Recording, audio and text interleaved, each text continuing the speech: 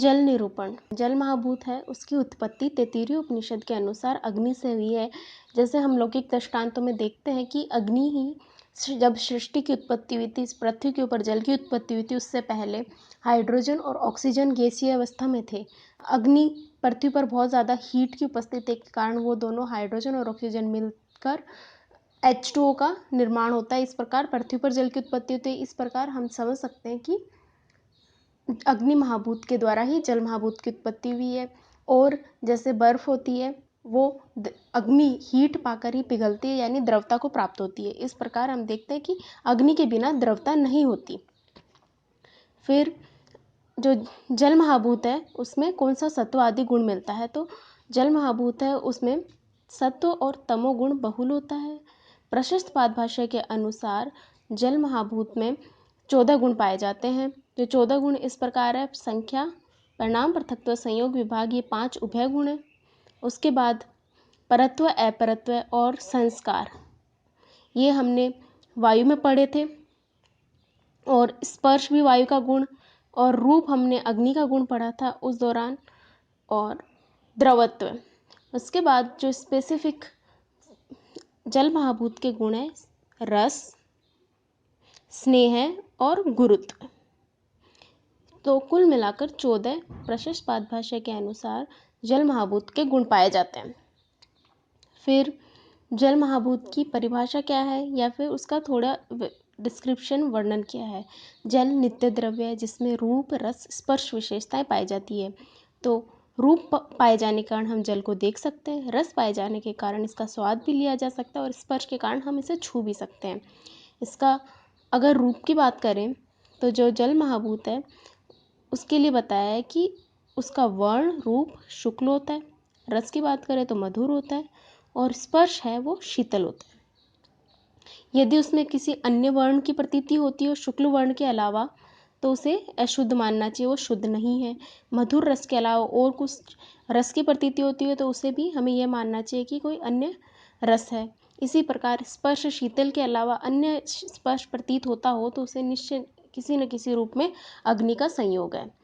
फिर है जल की सांस्कृतिक विशेषताएं कौन कौन सी है, तो जल की सांस्कृतिक विशेषताएं द्रवत्व और स्निग्धता। इसका मतलब है कि हमें जब भी किसी द्रव में द्रवत्व और स्निग्धता देखने को मिले, वहाँ पर यह समझना चाहिए कि वहाँ पर जल महाभूत उपस्थित है।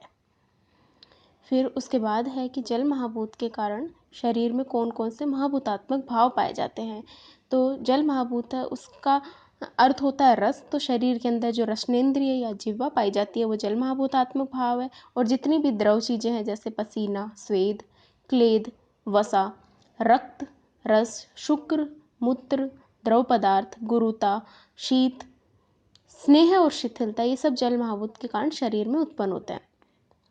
उसके बाद लास्ट है हमारा जल महाभूत के भेद। तो जिस प्रकार हमने वायु, अग्नि के हमने परमाणु रूप नित्य और कार्य रूप अनित्य देखे, उसी प्रकार जल और पृथ्वी भी परमाणु रूप नित्य और कार्य रूप अनित्य होते हैं। कार्य रूप अनित्य के 3 भेद होते हैं: शरीर संज्ञक, इंद्रिय संज्ञक और विषय संज्ञक। शरीर संज्ञक में हमेशा अयोनिज, वायु, अग्नि और जल हमेशा अयोनिज मिलते हैं, ये वरुण लोक में पाया जाता है। इंद्रिय संज्ञक है वो है कौन सी इंद्रिय से रिलेटेड है, तो जल महाभूत है वो जिह्वा से ग्रहण होता है, यानी रसनेंद्रिय के द्वारा ग्रहण किया जाता है। फिर विषय संज्ञक यानी कि हमें कैसे प्राप्त होता है, तो इसके स्रोत के आधार पर बताया, नदी के आधार पर, सूर्य, समुद्र, कूप यानी कुएं और झरने आदि जल के स्रोत इसके विषय है, विषय संज्ञक है। फिर एक अलग से क्वेश्चन पूछा जाता है एग्जाम के अंदर, जल की अवस्थाएं करके 5 नंबर का क्वेश्चन आ जाता है, 2 नंबर का क्वेश्चन आ जाता है, जल की अवस्थाएं बताएं। तो जल की अवस्थाएं होती है अम्ब, मरीचि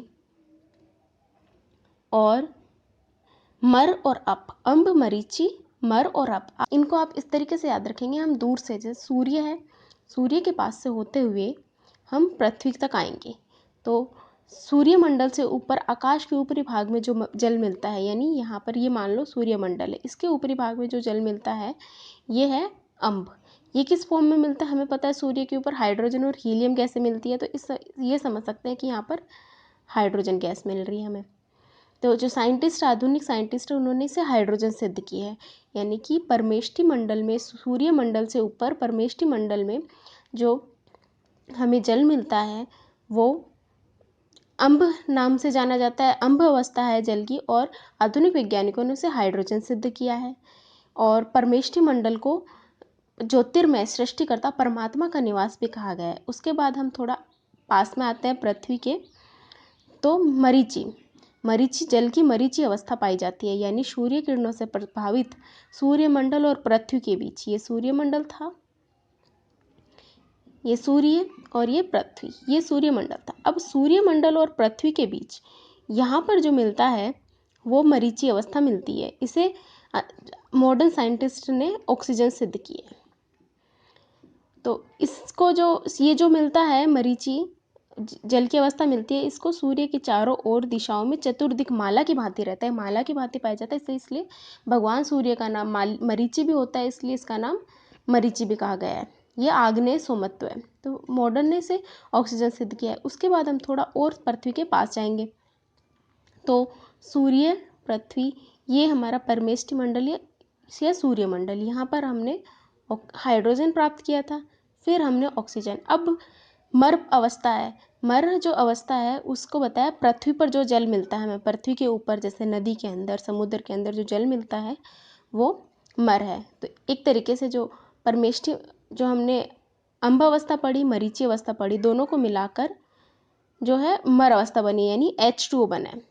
इसके अंदर हाइड्रोजन और ऑक्सीजन 2:1 के अनुपात में मिलते हैं। फिर उसके बाद है अप अवस्था। अप अवस्था है वो पृथ्वी के निचले भाग में, यानी सूर्य था हमारा, उसके बाद हमने सूर्यमंडल, फिर पृथ्वी, यहाँ पर हमें अम्ब मिला, यहाँ पे मरीचि, और पृथ्वी के ऊपर मर, और पृथ्वी के अंदर जो भूगर्भ में जल मिलता है वहाँ पर हमें अप मिलता है। ये भी सेम जो हम मर पढ़ते हैं उसी की तरह ही है, H2O के रूप में मिलता है। इस प्रकार हमारा जल महाभूत या जल निरूपण कंप्लीट होता है।